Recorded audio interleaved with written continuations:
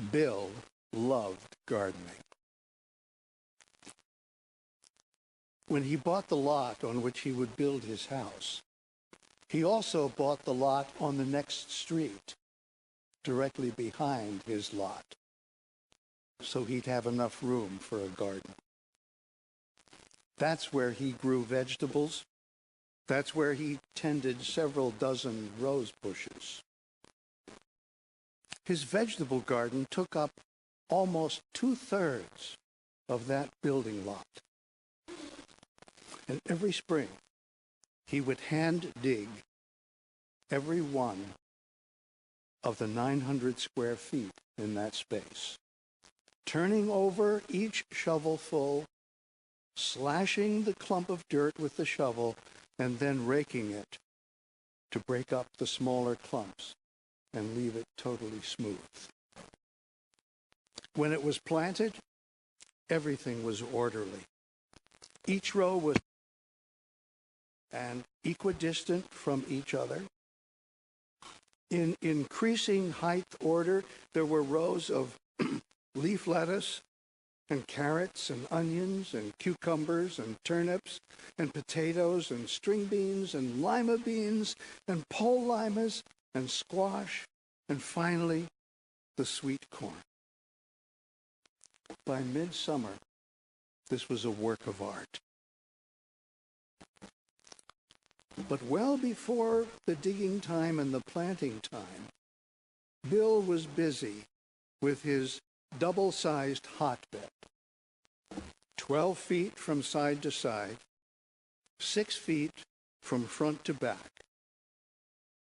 The sides were made of 1-inch lumber, stuck in the ground with about a foot showing above the ground. Both beds were covered with a glass sash that would let in the warm sun for the soil inside, the soil that would nourish the seeds. That sash could be raised and propped up on sticks or slid toward the back as the days got warmer and warmer and we didn't need to capture all the sunlight.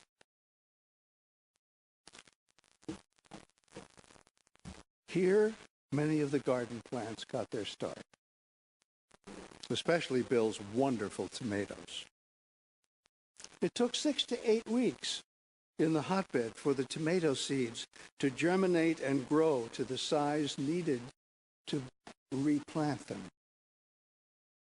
And as each transplant got tall enough, Bill would take a stake and hammer it into the ground next to the plant, and then support the plant with green ties. From that point on, the growth went quickly, and the blossoms appeared, and finally, the red, ripe tomatoes, ready to be picked and sliced for dinner. It all started in the hotbed.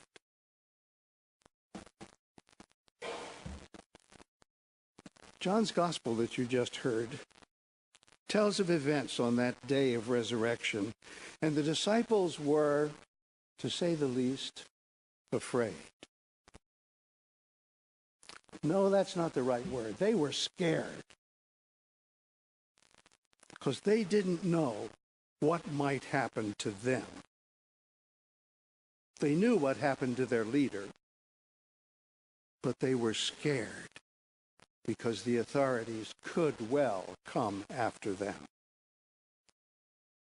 I can imagine they stayed behind those closed and probably locked doors most of the time since Thursday night or Friday. The news had slipped through that Mary Magdalene has visited the garden tomb that morning and found the stone covering the opening moved, and she thought that Jesus' body had been moved somewhere else. They had heard Peter's story of finding the linen wrappings, but no body. And they knew that Mary had returned to the tomb in tears, and there had seen the Lord. And yet they were afraid. They were scared. They didn't know what the authorities were thinking or planning for the followers of Jesus. Could they be the next to be arrested for being the central group around this troublemaker from Galilee? So they stayed together and out of sight. They kept the doors closed. We're not told about the windows, but I'm sure the blinds were pulled. It would be better that no one knew where they were. Yes, they were hiding. All the events that were going on were just too much for the disciples to comprehend. While they were hiding, they were deep in grief, for the leader of their community had been killed. Whatever hopes and dreams they had were now empty memories. For that community was very important to them.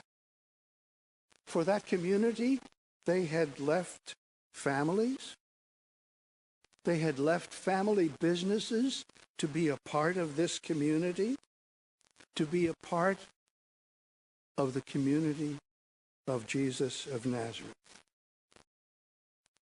Now, without the leader, what would become of this community? The emptiness and the grief were overwhelming.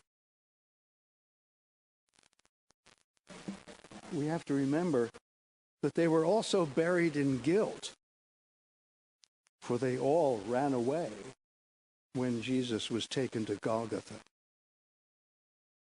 A couple of nights ago, they were all bold and brassy. I'm sure they all said, "Right on," when Peter said he would never deny knowing Jesus. And if they all heard the rooster crowing that next morning, it was like guilt being poured over their heads. They had abandoned Jesus to die alone. And that guilt was still swirling around the room, even if no one mentioned it or talked about it.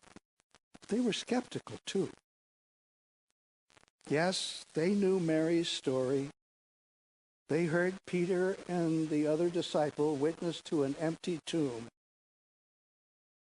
But this was too much to get their heads around. For in their experience, those who are dead do not get up and walk around again, do they? It's easier to believe that someone stole the body and moved it to another place. But in the midst of all this skepticism and guilt and grief, a seed had been planted. Its germination began almost immediately for the disciples. Jesus came and stood among them. And what did he say? Peace be with you. Wow. What a beginning. No casual greeting like, "Hi guys, how are you all doing?" Just peace be with you. There was no put down to their grief. Why are you all looking so sad? Just peace be with you. There was no scolding going on for deserting him. Just peace be with you. Peace. Still skeptical? Look at my hands. Look at my side. And Jesus said to them again, "Peace be with you. As the Father sent me, so I am sending you." And then he took a deep breath and breathed into them. "Receive the Holy Spirit," he said. "If you forgive someone's sins, they are gone for good. If you don't forgive sins, what are you going to do with them?"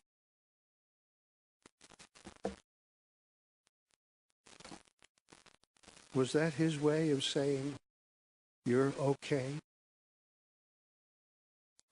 You're forgiven. Whatever you did, it's okay between us now. I'm just asking whether that was his purpose. The seed had been planted and watered and warmed. The growth had yet to take place, for this was not yet a group of men who were excited to go out and talk about their experience of the resurrection and spread the news of God's victory over death. But in the hotbed of Eastertide, growth was taking place. Slowly and surely, these men were being changed and given new life and new purpose and new hope. 7 weeks, or 49 days on average, for the tomato plant to be ready to live on its own and produce juicy fruit. 50 days of Easter. Enough time for the disciples to grow and be strengthened for mission on Pentecost. Enough time for the Holy Spirit to work her miracle in them. 50 days of Easter. Enough time for the Holy Spirit to work her miracle in you. Will you let her?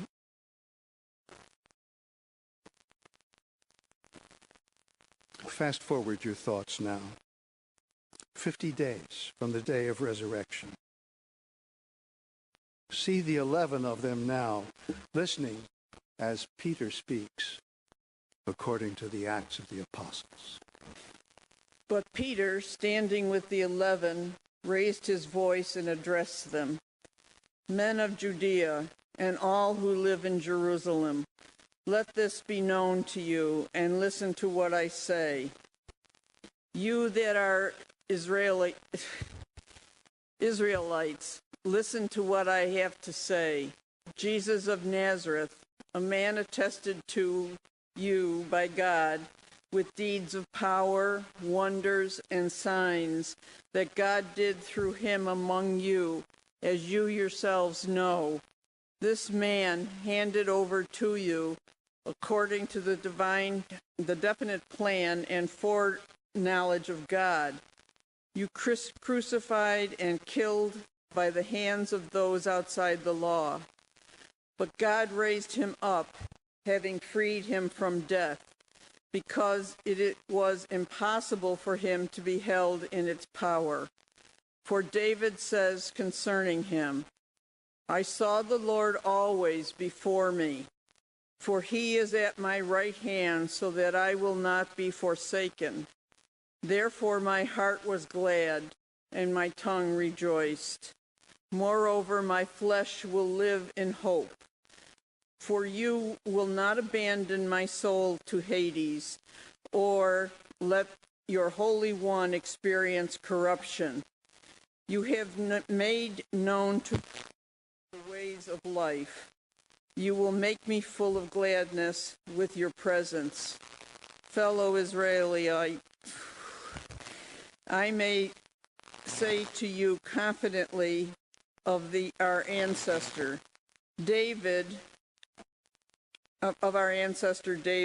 that he both died and was buried, and his tomb is with us to this day. Since he was a prophet, he knew that God had sworn with an oath to him that he would put one of his descendants on the throne. Foreseeing this, David spoke to the resurrection of the Messiah, saying, He was not abandoned to Hades, nor did his flesh experience corruption. This Jesus God raised up, and of all of us are witness. This is the word of truth.